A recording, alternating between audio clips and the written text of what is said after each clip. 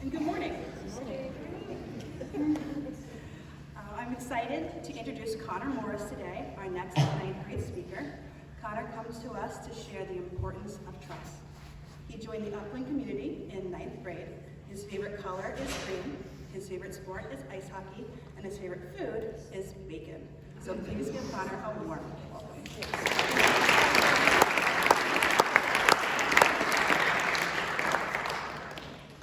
Good morning, Dr. Hickey, Mr. Gallagher, Mr. Patterson, faculty, and fellow students.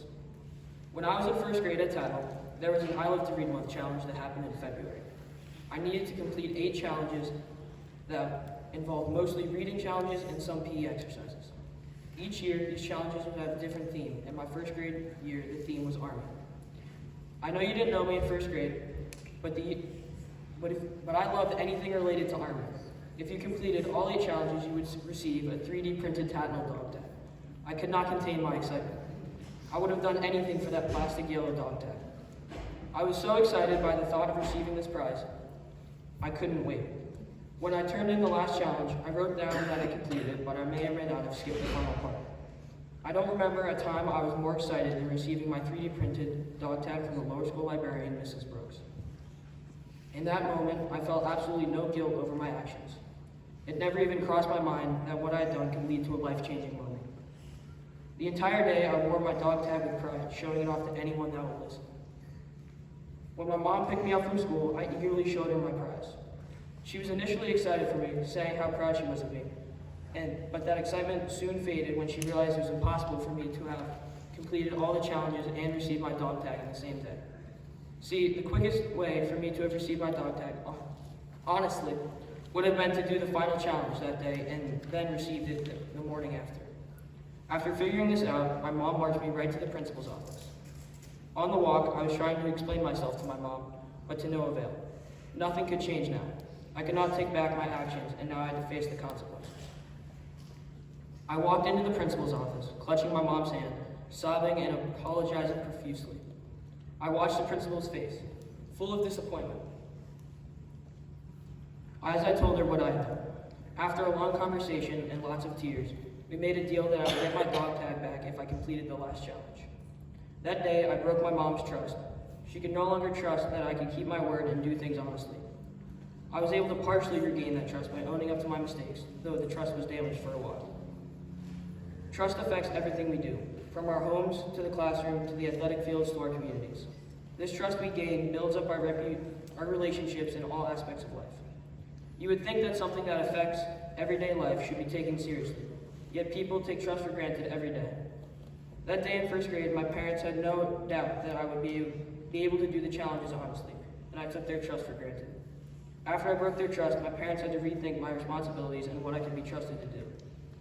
My dad has always told me that trust is important and it needs to be built. He told me that it is easy to lose and that it is a two-way relationship. He's right, and it's something I won't forget again. One of the most important parts about being trustworthy is being reliable. You can't trust someone you can't rely on. Reliable people are always there for you. A group of people that come to mind when I think of reliability are my friends. I can always count on my friends to support me when I'm struggling and vice versa. Both people need to be able to count on and trust each other. To be reliable, you need to be consistently honest. If you break promises with your friends won't trust that you'll keep future promises, and it proves you can't be reliable. How many of you give pinky promises? Do you stay true to them? When I make a promise, I don't promise something I can't do, and I do everything I can to make sure I don't break it. When you make a promise, you have to keep it or else your word will be pointless. My friends know this about me, and they can rely on me, and I have the same trust in them. Trust and reliability are also a necessary part of teamwork. Bill Belichick, the coach of the New England Patriots, says, "Do your job." This means you have to take care of your responsibilities and your teammates will take care of theirs.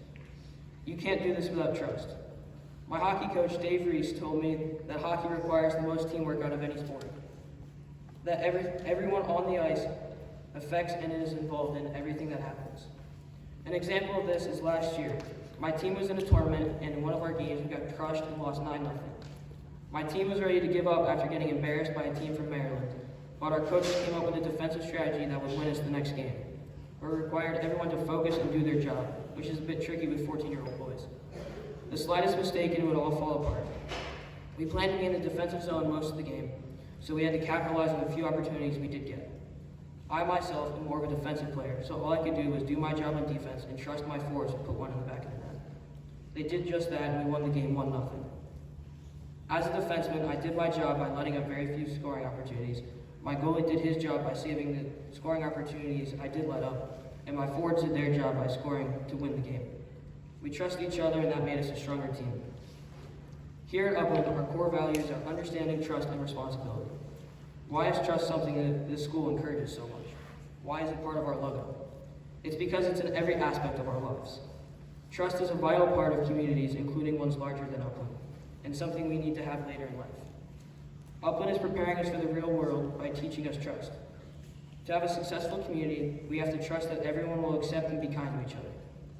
When I come to school, I can trust that I can be myself and not be treated differently for it, that I can have the same opportunity as my peers. Upland is a place that revolves around trust and successfully values it by supporting our individuality and uniqueness. In order for a community to thrive, we need to be able to be kind to each other and trust that we will be supported for who we are. I thought a lot about being trustworthy, reliable, and supportive, and why these characteristics are important to me. And it all comes back to when I was a child growing up. I had support and role models so that when I made a mistake, I had the chance to learn from it and fix it. The two people I trust most in my life are my parents, and I've learned the most about trust from them. I trust them to give me a bed to sleep in, food to eat, and protection from harm. These may sound basic, but they are critical to growing up to being kind, independent, and honest. My parents have taught me that I can trust them by giving me love and support and demonstrating that they care for me. They also have trusted me with much smaller things, like doing my chores or helping my sister with her homework, but also with large things, like being kind to my peers and being honest about my actions. They don't need to monitor my life to make sure I'm doing what's right because I've earned their trust. Sometimes I take this trust for granted, like I did in first grade, because it's easy to forget how important it is. But even with small rips and tears, our trust has stayed strong because it is important. I know I can always count on my parents, and I hope they know they can trust me. Trust is something that is very personal and unique for every relationship you have, but it is required to do anything in society, even something as small as asking my classmates for a pencil. I trust that they will give me a functioning pencil, and they trust I will give it back to them in one piece. If I give them a pencil back broken, they may not give me one if I ask again, or they might not give someone else one because of what I did. But something like this isn't actually small.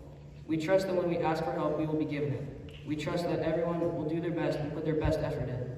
We trust that others will keep their word, and we hope to receive the same trust in return. Big picture ideas that will change the world require all types of trust because the millions of people involved all have a role and are trusted to do it. I hope after listening to me speak today, you will put more time into all of your relationships and take trust seriously. Actually, I don't hope that you will. I trust that you will. Thank you.